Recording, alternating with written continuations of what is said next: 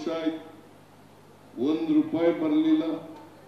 ಇದು ಕರ್ನಾಟಕಕ್ಕೆ ಮಾಡದಂತ ದ್ರೋಹ ಅಲ್ವಾ? ಕರ್ನಾಟಕಕ್ಕೆ ಮಾಡದಂತ ಅನ್ಯಾಯ ಅಲ್ವಾ?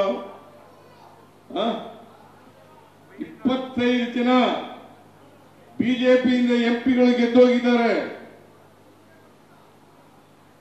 ಇವಳು ಶೋಭಾ ಕರಂದ್ಲಾಜೆ ಕೃಷಿ ಸಚಿವರು ಕೇಂದ್ರದಲ್ಲಿ ಯಾವತ್ತಾರು ಬಾಯಿ ಬಿಟ್ಟಿದ್ದಾರ?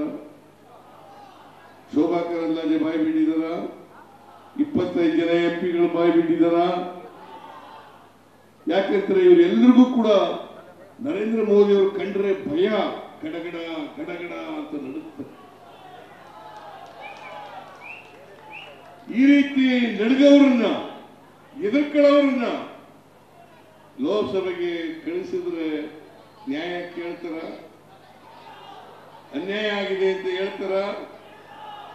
ನಾನು ನ್ಯಾಯ ಕೇಳಿದ್ರೆ ಸಿದ್ದರಾಮಯ್ಯ ಹಿಂದುತ್ವದ ವಿರೋಧಿ, ಸಿದ್ದರಾಮಯ್ಯ ಹಿಂದೂಗಳ ವಿರೋಧಿ.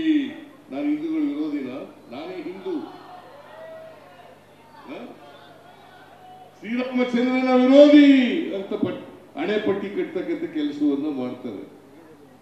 ನಾನು ನನ್ನ ಹೆಸರಿನಲ್ಲಿ ರಾಮ ಅಂತ ಇದೆ, ನನ್ನ ಹೆಸರಿನಲ್ಲೇ ರಾಮಯ್ಯ. ನಾನ್ಯಾಕೆ ಹಿಂದೂ ವಿರೋಧಿಯಾಗಲಿ? ಶೋಭಾ ಕರಂದ್ಲಾಜೆ ಮಾತ್ರ ಹಿಂದೂನಾ? ನಾನು ಹಿಂದೂ ಅಲ್ವಾ? ಕರ್ನಾಟಕಕ್ಕೆ ನ್ಯಾಯ ಕೇಳಿದ್ರೆ ನಾನು ಈ ದೇಶವನ್ನ ವಿಭಜನೆ ಮಾಡ್ಲಿಕ್ಕೆ ಹೊರಟಿದ್ದೇನೆ ಅಂತೇಳಿ ನರೇಂದ್ರ ಮೋದಿ ಅವರು ಹೇಳ್ತಾರೆ, ಅಮಿತ್ ಶಾ ಅವರು ಹೇಳ್ತಾರೆ.